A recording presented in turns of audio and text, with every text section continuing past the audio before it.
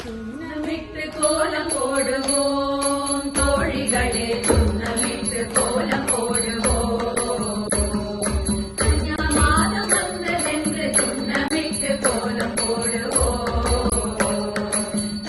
மாதம் வந்ததென்று சுண்ணமிட்டு கோலம் போடுவோம். பூப்பறித்து மாலை சூட்டுவோம் தோழிகளே, பூப்பறித்து மாலை சூட்டுவோம். பூப்பறித்து மாலை சூட்டுவோம். திருவோணம் வந்ததென்று பூப்பறித்து மாலை சூட்டுவோம்.